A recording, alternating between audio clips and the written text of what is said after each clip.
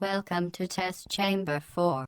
The Enrichment Center regrets to inform you that this next test is impossible. Quit now, and cake will be served immediately. I want cake. What's up, my wizards? It's Dev from MTG, the channel down there. Well, something really cool happened. You've probably heard by now. All of Battle for Zendikar is completely spoiled, which we did not expect to happen until like midway through next week or something like that. So it's here, and that's awesome. All I've been doing pretty much all day is brewing around with this set, trying to wrap my mind around it, honestly, because there's a lot of stuff going on here and a pretty good little shake-up to the format. A lot of different mechanics that we're going to explore. Over the next week, I'm going to release at least 4 of these videos in this Brewing with Battle for Zendikar series, starting with today, Landfall. Well, I think that Landfall is a really good way to ease into Brewing with Battle for Zendikar and start, really coming to terms with these mechanics and how they're going to change the format, We already know how Landfall works, we've already played Landfall before, and the Landfall cards in this set are fairly straightforward. So, what we're going to do is sort of explore our options together here at all the different slots in the deck and sort of figure out how we want to play the deck, because there's a couple of different ways. First of all, I definitely want to play green and red. I wanted to maybe play Naya at first, adding white to that color combination. But in the end, I decided that for consistency's sake, and for a couple of different reasons, I just didn't think that white had the most powerful cards. It does have an angel that's fairly good, but is very, very expensive. So I ended up cutting white from the pool of cards that I'm going to include when I'm talking about Landfall. Here, we're just going to talk about Gruul colors, red and green. Well, first let's explore our options at the 1-drop slot, and the direction that we take here is going to heavily influence the direction that we go in with the rest of our deck that we're building here. First of all, Jedi Offshoot, which sounds like Jedi, which is awesome. But anyway, Jedi Offshoot is sort of the mini Courser of Crewfix, and it's awesome. I definitely think if you wanted to build a more rampy sort of version of this deck that plays a lot of top-end threats, Offshoot would be good in helping you get to the late game and gum up the game board early game. So that would be an important card. Now, on to more aggressive things, though. There's the aggro Scythe Leopard. Now, I'm going to definitely play Scythe Leopard in the deck almost no matter what. I've been wanting to play with this card for a while, and I want the deck to be a little aggressive. And finally, Dragonmaster Outcast, which is sort of the mid-range option. At 1-drop in this deck, we've got a control option, sort of, mid-rangey in Jedi Offshoot, a very mid-range option in Dragonmaster Outcast, and a very aggro option in Scythe Leopard.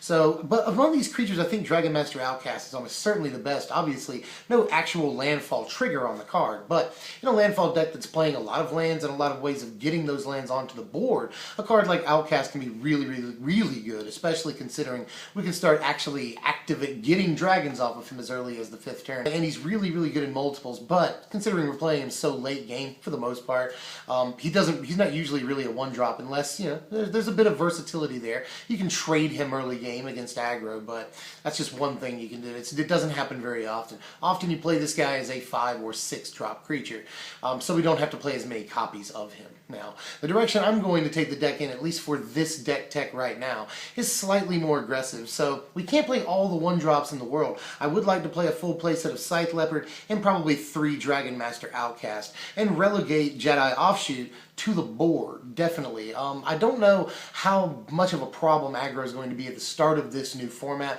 I don't think it's going to be too powerful, although there are some cool aggro options, which we'll cover in later videos in the series. But in any case, Jedi Offshoot I think will do a fantastic job out of the sideboard for us. We have a couple of different options here at 2-drop, but only a couple in Gruul colors. If we want to play 2-drops at all, which I think is fairly important in the direction we're taking the deck, we play Scythe Leopard, we want to play a 2-drop creature as well so that we can really start pummeling them in the early game. Although we are playing some spells in the 2-drop slot too. But in an aggro deck, the 2-drop slot is going to be the most filled out slot in the deck. Now, I think the 2 options here are between Makindi Sliderunner and Snapping Gnarlid. Now, there are a couple of different pros and cons here.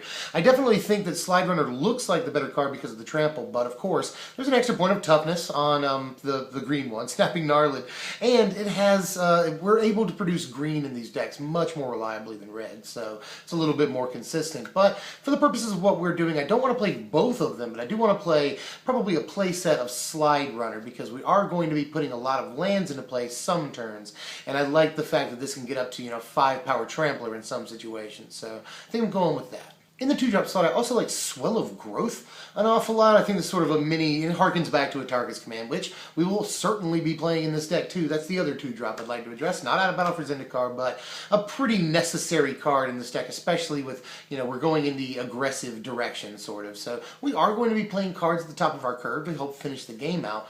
Definitely, especially with all the lands we'll be playing, we have to have something to do with them. But in the early game, I think it's nice to have something like Swell of Growth and Atarka's command, definitely, to help us get those drops, by the way, help trigger Landfall in the early game, and deal 3 damage with something like Atarka's command, or give all of our creatures a buff, plus the Landfall buff, if we elect to play the land as well. There's a lot of things we can do. With Scythe Leopard, we can, second turn Swell of Growth and deal something like 5 damage. That's pretty cool. We can do those same tricks with Atarka's command as well, so that's really awesome early game to sort of apply pressure, and we can do these things at instant speed as well, which is really, really cool. I want to address the retreats, which I don't necessarily want to play either of. Of course, the red one is very, very aggressive, and that's good, but it does take up 3 of our mana and 1 of our whole turns for the most part. I will say, as far as the retreats go, either one of them could find a place in the sideboard if you want to get a little bit more aggressive against certain decks, play the red, or if you want to outlast some decks, play the green in the sideboard, and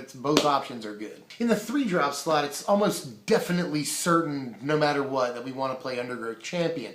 There are definitely turns where you can put this into play and immediately get a counter or 2 on it, depending on what you're doing. So, do enjoy what the card looks like it can do, but I'm not entirely committed. Now, in a Landfall deck like this, especially only a 2-color one, the card is an auto-include, definitely. Now, the other one is Tunneling Geopede in the 3-drop slot, which I don't think we're going to end up playing. Sort of an Impact Trimmers-y thing for Landfall, which I kind of like, but at the same time, I don't know exactly how much damage we'll deal with this over the course of the game. Is this what we want to be doing for 3 mana? I'm playing spells for 3 mana, yes. Not a bad idea to put creatures on the board, but this is very vulnerable. It can just be wild slashed away, ultimate price. There's a lot of different things to be done with this, which can be said about a lot of our creatures, yes, don't get me wrong, but I'm just not sure this provides enough value over the course of the game to warrant an auto-inclusion. Now, we do have a blank spot a little bit in the 4-drop slot, and there are some things that we could play. Grove Rumbler and the thing from Magic Origins that has, PT equal to the lands we control, but I just don't think they do enough for us. Grove Rumbler, I think, is sort of subpar and doesn't look entirely competitive to me, and the same thing can be said of the thing from Magic Origins. Neither one of them look incredible to me. Zendikar Incarnate, that's the card's name. Neither one of them look exactly right to me, and if we're going to play a 4-drop, I'm just not sure it's either one of these. I want to look at the Akoum Firebird and the Dragon as well, Akoum Hellkite. Both of these, I may include the one of Akoum Firebird, that's possible, but again, I'm not sure about the Hellkite. Now, I could be very, very wrong on the Hellkite. Being able to do 2 damage if you play a mountain, and just even the 1 damage if you play any land, is probably very good, but 6 mana for a 4/4 flyer, I'm just not sure is where we want to be, but the incremental advantage on the card is pretty awesome looking, so it could warrant an inclusion. I'd just rather be playing other stuff that high up on the curve, but we'll get there because we can't play all the expensive cards. I want to play the expensive cards that have maybe the most impact for us, but over the course of the long game here, the Hellkite could be very good, and it'd be nice to have the Firebird too, the Phoenix, just in case we needed some sort of recursion, and decent mana sink too, because we're going to be having a lot of lands floating about. I'll quickly talk about Nissa's Renewal here. I'm not playing Nissa's Renewal in what we're doing here, but if you're going the route that more employs Jedi Offshoot in the main deck, a lot of rampers in the early game so that you can get to these huge drops late game, which we're doing a little bit of here, but we're not entirely dedicated to that strategy. I would say Nissa's Renewal might not be terrible. You get 3 landfall triggers off of it, you untap the next turn with a ton of mana, and it's sort of a Sphinx's Revelation type effect. You get to affect the board a little bit in this case, and you get 7 life, which negates like 2 whole attack steps in the early game for your opponent, which isn't terrible. And just, again, you untap with a ton of mana, and you get the landfall triggers. It all sounds so good, but in a deck that's really, really aggressive, I'm just not sure that's what we want to be doing. But in a more mid-rangey deck that's not so devoted to early game damage, I could definitely see this being a good inclusion. Now on to the cards I do want to play at the top of the curve. I want to play some Oblivion Sower and definitely some Omnath. Oblivion Sower is just awesome. We're able to probably get at least 1, if not more, landfall triggers off of this, and it ramps us, which is super awesome. I really see no downside to playing the card. It does everything that we want to do in this deck, and there are times where it's just a huge blowout. And worst case scenario, you don't get any lands from them, but what you do get is a huge body that's left behind, and you're able to get there on the 4th, 5th turn. So it's really not bad, even if you don't hit any lands. And if you do, you're gonna hit some landfall triggers, and it's gonna be awesome for you. Now, Omnath is, I think, an auto include in the deck for its 7 mana, but with some of the things that we're doing in the deck, obviously we're playing a lot of lands, 26 lands in this deck, because Landfall is so good, and we have a lot of good lands from Battle for Zendikar, but we're also playing some spells that give us some lands, so we have to have something to do with it. We can't just be an aggro deck. So I want to play something at the top of the curve, and I think Sower and Omnath are both incredible options. Now, I can also see this deck playing Dragon Lord Atarka, just because it's probably the best, high money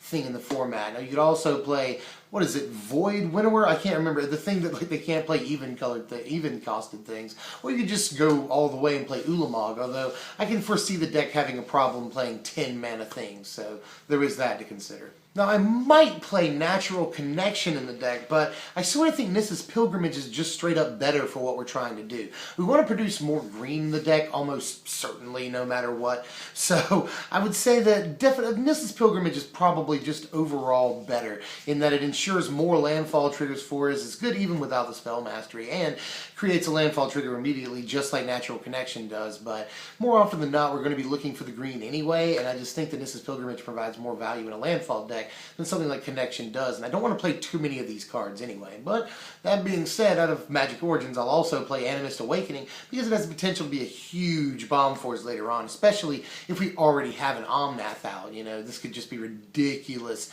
in-game bomb for us, could finish very well. And it can get us a lot of landfall triggers on our smaller guys too, and it can help us get to Dragonmaster Outcast early. There's a lot of things the card could do for us. And who could resist the temptation to play at least one of Animist Awakening in the deck? I can't. Also, for Magic Origins, I think it's a no-brainer that we play Nissa in the deck, which helps us get the land drops that we need. This guarantees a landfall trigger, and helps us get to our higher-costed things, which is really good. And the deck is fairly synergistic with her, and that we're playing a lot of lands. We're getting a lot of lands on the battlefield. We'll be able to flip her with, very, very, very much ease. So I think Nissa's a no-brainer in the deck.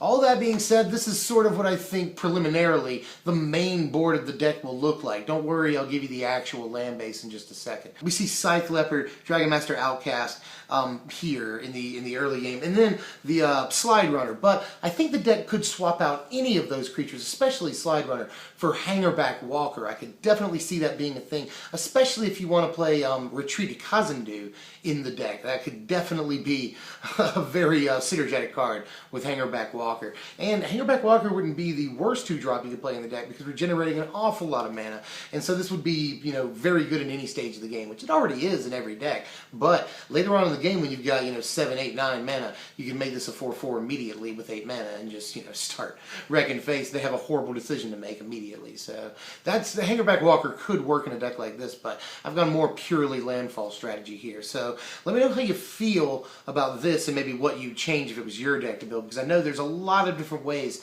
to build landfall right now, and I think that a lot of people may actually lean towards the more rampy, mid-rangey version that sort of replaces Courser of Kruphix with Jedi Offshoot, and does some other things. Retreat to Kazandu, maybe a card in that deck. So let me know how you feel about what I've done, and I acknowledge that there are other things we could do. Now look forward later in this week to allies. We're going to do allies, maybe a couple of different ways, but at least the way I really want to do, which is probably Mardu allies. We're going to do +1/+1 counters, the Hardened Scales thing with Battle for Zendikar, and we're going to do Eldrazi. Obviously, we have to do Eldrazi, and I think it's probably the most complex thing to do in the format. And we're also going to brew up 4 or probably 5 color control. So, and that hopefully will all be in the next week, even with the set reviews, which would be coming out by Monday. So subscribe if you haven't done that yet, and come back to the channel and check this out, because we've got a lot of content coming up in the next week or so, so stick with us. I'm Deb from SBMTG. If you enjoyed the content, like, share, comment, and subscribe, and let us know how you feel, man. I'll see you guys later. Thanks for watching, my wizards.